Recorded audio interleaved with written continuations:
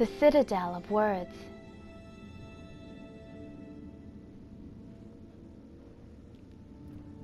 This was the pinnacle of my people's power. This was where we kept our knowledge, our histories, our art and culture. It was all gone now, of course, replaced over the centuries by ribbons and the Mountain Mother's will. The first glyph showed me, born amidst a thousand leagues of sand. It felt so long ago now, had grown so large in understanding, I hardly recognized myself, that acolyte who did not know her own name.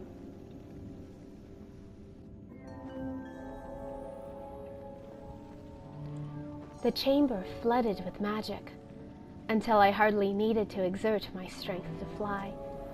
I swept along the platforms, buoyed by ribbons, up and up to find the next glyph.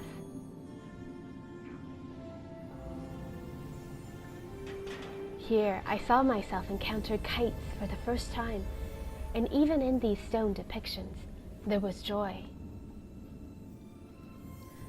The tower was like the progression of my journey, and the ribboned jellyfish propelled me to the next signpost. I remembered something about the history of this tower. It was said to be the first structure my people ever built. Our ancestors placed the stone here in the first stage, and his child placed the next stone, his grandchild the third, until this tower captured every moment in our rise to power. Each one of the bricks around me are engraved with names and words, and because of that, magic will never fade here, untouched by our mistakes. And there, the most powerful and ancient of the ribbon creatures, a dragon. I swam to the dragon's chamber, hoping for treasure or knowledge, as they were keepers of both. I spotted a glyph, and I knew without seeing it, it would be different. This stone showed our worship, a rare, humble moment in our violent past. This was the way it was supposed to be. There was supposed to be thousands of us, gathered here in love.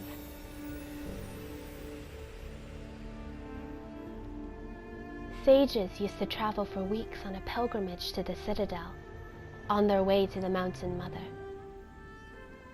Here, they would meditate on old stories and the Mother's wisdom. Here, they would ride dragons and bring the word to students across the land.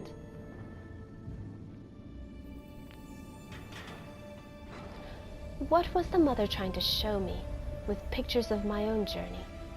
I still remembered every detail, well enough. And how did they come to be carved here, if this place is centuries old and I just experienced these things? Or could it be? Were these not me at all? Was this some other pilgrim long before my time?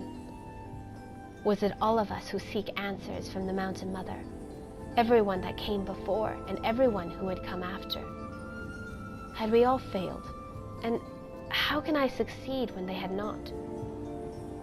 How many times have we done this? Crossed the desert, climbed the ranges, and slid down to the underground.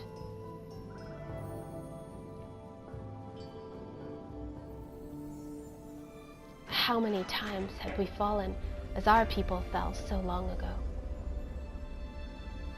For the first time, I experienced something more than terror and despair. I experienced doubt, because in all this, I had never questioned the Mountain Mother before.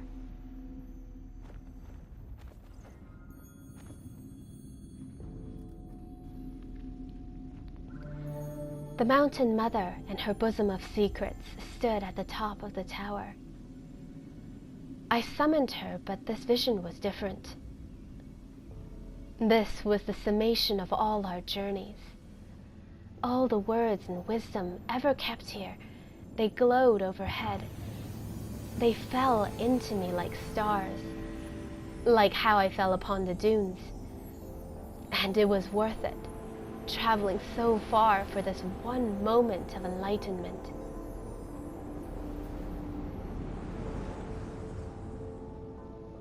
The mother was so tall now that I stood at her feet.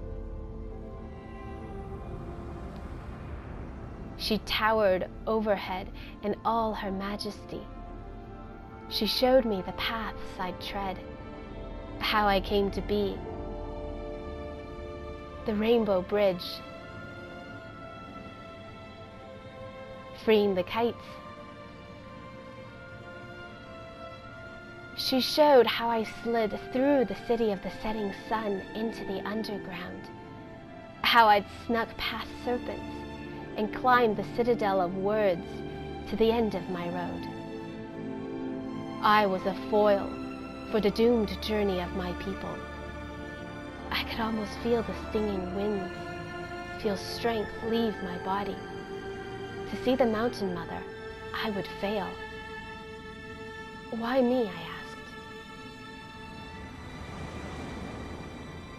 Why would you set me on this path if I can never reach you?